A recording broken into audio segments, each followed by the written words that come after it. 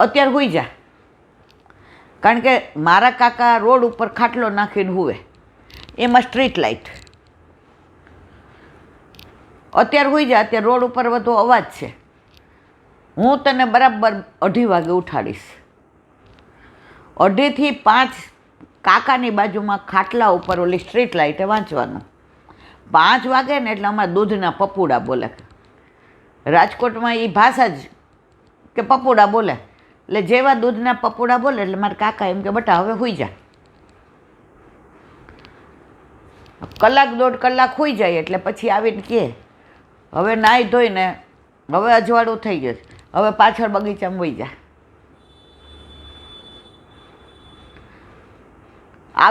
ઓલા interview લેવા આવ્યા, કેવી રીતે ભણ્યા, હું કહીએ કેવી રીતે ભણ્યા. આ સ્ટ્રીટ લાઇટે ભણ્યા અને કોકની લાઇટે ભણ્યા.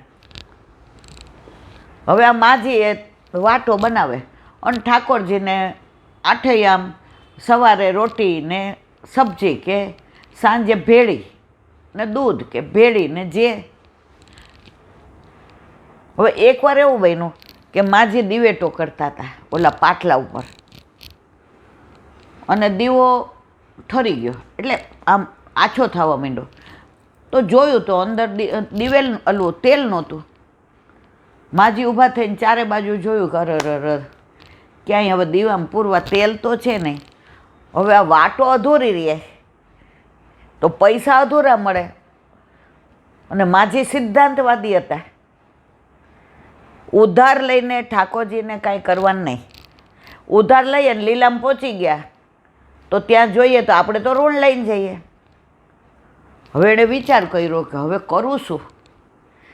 ઉછીનું લેવાય નહીં, ઉધાર લેવાય નહીં. એની દ્રષ્ટિ આંગણામાં પડી. ત્યાં ઉંબરામાં પ્રકાશ આવતો હતો. બાજુમાં મકાન હતું, એની અટારીએ મોટી બારી હતી. એ બારીમાં દીવો મૂક્યો હતો. એ દીવાનો પ્રકાશ અહીંયા આવતો હતો. માજી કે જો ઠાકોરજી કેવા કૃપાળુ, ત્યાં બેસીને બાકીને દિવેટો કરી અને સવારે બધું જે એના ઓર્ડર હતા એ પ્રમાણે નાયા પહેલાં દઈ આવે, પછી રૂ લેતા આવે, પૈસા એમાંથી આવે એમાંથી રૂ લેતા, અને બધી સામગ્રી દાળ છે, ચોખા છે કે દૂધ છે કે જે એમને લાવવાનું હોય, ગોળ છે કે ખાંડ છે કે આવ્યા. હવે ઠાકોરજીને રાજભોગ સરાવ્યો. ત્યાં એક સંત મહાત્મા આવ્યા. મૈયા ભોજન દેહી, આવો આવો આવો આવો, સ્નાન કરનો બાકી, સ્નાન કરકે આતા હું. માજી કે કાંઈ વાંધો નહીં. ઠાકોરજીને અનુસર કર્યું, ત્યાં ટેરો કર્યો. સંતમાં ગાયને, પોતાની ગાય હતી, ગાયને દીધું, બછરાને દીધું. રાહ જોવા માંડ્યા સંતમાં. સંત મહાત્મા આવ્યા, કારણ કે સામગ્રી ધરાવ્યા પછી આવ્યા હતા. એટલે સંત મહાત્મા બરાબર લઈ લે પ્રસાદને, વધે તો હું લઉં. કોર હતો એમાંથી આટલો કાઢીને બાજુ મૂક્યો કે સંત મહાત્મા આટલું લે, કાંઈ વાંધો નહીં, ઓલો કોર મારા પ્રભુનો અધરામત હું લઉં. સંત મહાત્માએ તો ધરાઈને પ્રસાદ લીધો. મૈયા अब तो बार बार आनो पड़ेगो. अरे बापा रोज आओ. नहीं नहीं मैं रोज तो नहीं आऊँगो, लेकिन ये गांव से निकलूँगो ने तो प्रसाद तो तेरे वहाँ ही लूँगो. तेरे के ठाकुर भी रहते हैं ने, मुझको मालूम पड़ गयो. ऐसो स्वाद सब जगह लेतो हो, लेकिन ऐसो स्वाद नहीं हतो. शू खबर छे? रोटला, શાક અને છાશ, બીજું કશું જ નહોતું. ગોળ ધરાવ્યો હતો તો ગોળ દીધો, બાકી કાંઈ નહીં. મૈયા क्या ठाकुर को धराती और तेरे ठाकुर तो कितो वाह भाई वाह. હવે બહાર નીકળ્યા. પંડિતના 3 લક્ષણ.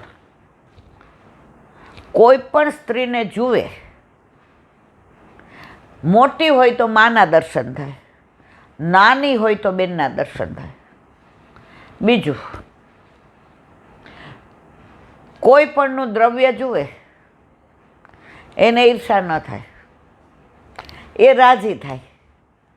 અને ત્રીજું, ક્યાંય પણ જઈને કોઈના ઉત્કર્ષ જુએ તો રાજી થાય કે આ હા હા આને પ્રભુએ. હવે અહીંયાથી પ્રસાદ લઈને બહાર નીકળ્યા તો ઘણા ઉંમરવાળા પાણી ભરીને આવતા હતા, ઘણા વચલી ઉંમરના હતા અને ઘણી દીકરીઓ હતી. તો એમાં એને મા કે બેન દેખાવાના બદલે વિકૃતિ આવવા માંડી. હવે કોઈનું દ્રવ્ય જોયું તો એને એમ થયું કે આનું હું લઈ લઉં, મારી પાસે કેમ નથી. આ ત્રણેય લક્ષણમાં વિકૃતિ આવી. સંન્યાસ લીધો ત્યારથી આજની તારીખ સુધી આ ત્રણેય નિયમો એની જીવનમાં એ આચરતા હતા, એટલે એને પ્રખર પંડિત કહેતા હતા. 5 મિનિટ ચાલ્યાના આવું એના મનમાં વિકૃતિ આવી સ્ત્રીઓને જોઈને, પૈસા જોઈને. પાછા વળ્યા. મૈયા આવું કે હા આવો, પધારો પધાર. જે વધ્યું હતું ઠાકોરજીનું મહાપ્રસાદ માએ લીધો, હાથ ખાસા કરતા હતા. હું તમને દક્ષિણા દેવાનો. मैया मैं किसी की दक्ष मैं द्रव्य को स्पर्श नहीं करता. मैं एक टाइम ही ये मधुकरी करके, मेरे पास कुछ भी नहीं है, बस ये जहाँ जाता हूँ एक बार वैष्णव मिल जाए तो वहाँ ही लेता हूँ. लेकिन मैया तूने वो प्रसाद लिवायो, वो तू कहाँ से सब लाई थी? जहाँ से लाती हूँ वहाँ से ही लाई थी. तो मैया कैसे तेरा निर्वाह होता है? એ કે આવી રીતે વાટો દિવેટો કરું છું ને આવી રીતે વેચું છું. ઘરે બનાવે? હા. उसमें कोई तेरे को प्रॉब्लम हुआ था? नहीं. हाँ બોલ મૈયા બોલ.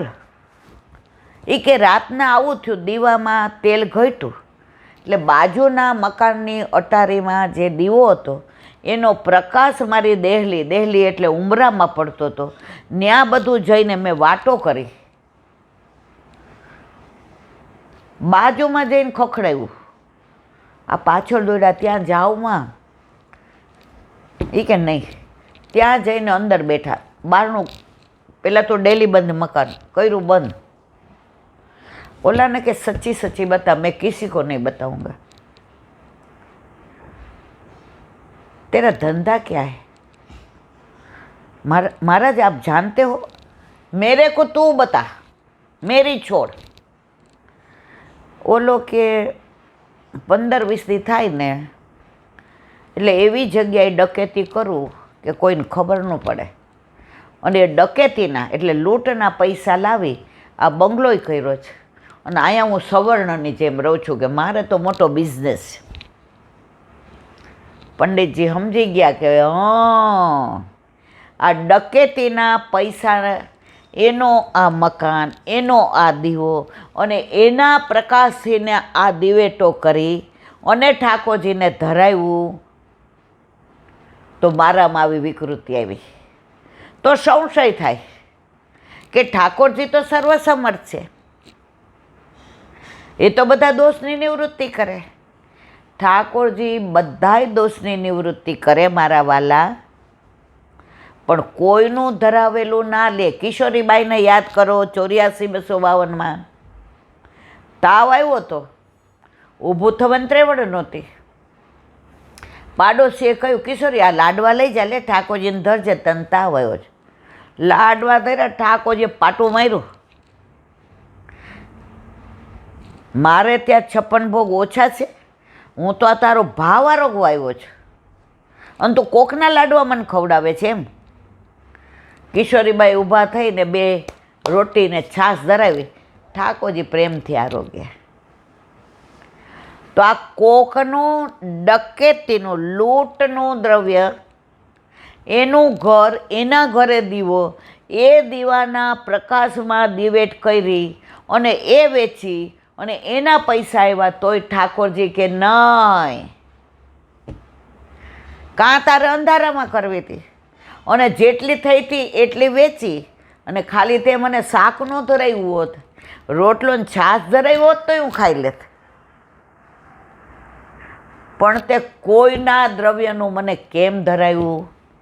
આ સંત મહાત્મા દ્વારા માજીને સમજાવી દીધું કે આજે નહીં, કાલે નહીં, ક્યારેય કોઈનું ધરાવાય નહીં. કોઈનું દ્રવ્ય કેવું, કોઈની વૃત્તિ કેવું, કોઈનું મન કેવું. એક વૈષ્ણવ છે, એના ઘરે બધો આનંદ, પરમાનંદ. એનો દીકરો એના મા બાપને ભગવાનની જેમ રાખે, પણ એના ઘરે કોઈ વૈષ્ણવ આવી ન ગમે. વૈષ્ણવને જોયા નહીં, કૂદકો મારીને બહાર. હવે મા બાપ સમજી ગયા, કાંઈ વાંધો નહીં. આપણને ના ન પાડે ને ત્યાં સુધી ચોખવટ જ કરવી નહીં. હવે ચોખવટ કરવા જાય કે ભાઈ આવું કેમ કરે છે, અને ના પાડી દે કે તમારે કોઈ વૈષ્ણવ ન બોલાવવા. હવે જો પૈસા કોના જ ખરા છે? મા બાપના. ગર્ભ શ્રીમંત, આ પેઢી ઉપર ભાઈ બેસી ગયા, મા બાપની ઉંમર થઈ. હવે બિચારા કરે શું? તબિયતથી ડાઉન, ઉંમરથી ડાઉન. એટલે એકવાર દાદાએ બાને કહ્યું કે પૂછ તો ખરી, વૈષ્ણવ આવે એ કે ના, સોનાની જાળ પાણીમાં નથી નાખવી. ઉનકે મન કી વે જાને, મેરે મન જગદીશ. તો એ વ્યથા મને કીધી. મને કહેલા બેન આન કોઈ રસ્તો? બેદના, વૈષ્ણવના દર્શન કરવા, વૈષ્ણવને ભેટવો, વૈષ્ણવની ચરણરજ આપણા ઘરમાં પડે ને તો આપણા ઠાકોરજી પ્રસન્ન થાય. હવે આપણે એને પૂછીએ, મેં કીધું, અને એમ કે તમારે બહાર જે કરવું એ કરવું, ઘરમાં નહીં. તો આપણે તો હવે અત્યારે હોશિયાળા છીએ, તબિયત આવી, ઉંમર આવી. મેં કીધું જો કીપ મમ રાખવાનું, આપણને ના ન પાડે ત્યાં સુધી વર્ષને બોલાવવાના. એટલે કળિયુગમાં આ બધું તો થાય ને થાય જ. તમારા મનને દ્રઢ રાખવું, વલ્લભ ઉપર વિશ્વાસ રાખવો પૂરેપૂરો, કે મારો વલ્લભ મારું અહિત નહીં કરે ને નહીં જ કરે.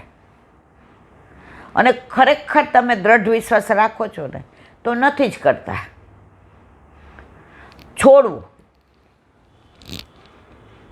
એક જગ્યાએ એક સરસ ફકરો વાંચ્યો તો મેં, કે જ્યાં આપણને અનુકૂળ ન હોય ને ત્યાં તોડવું નહીં, છોડવું. નથી કહેતા કે બાંધછોડ કરો ને તો હાલે, પણ બાંધછોડ મોટા જ કરવી પડે, નાના ન કરે. યુવાનીઓ તો કરે જ નહીં, એ તો દાદા રીંગા. નહીં કરું, તારે થાય કરી લે, તમે શું કરી લો.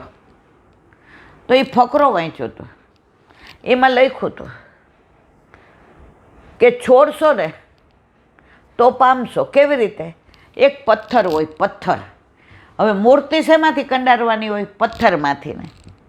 તો મૂર્તિ કંડારવી હોય ને તો એમાંથી વધારાનું બધું કાઢવું પડે, છોડવું પડે. એ છોડે ને તો મૂર્તિ થાય ઠાકોરજીની. તો તમારે જો છોડશો ને તો ઓલી મૂર્તિ બનીને બધાને પૂજે છે ને, એમ તમે લીલામાં જાશો ને ત્યારે ઠાકોરજી કહેશે બહુ ડાઈ. તે એના દોષ ન જોયા, તે એની વ્યથા ન કરી, તે એની લૌકિક લીલા ન કરી. આ પુષ્ટિ માર્ગ. ક્યાંય વ્યથા ન અનુભવવી.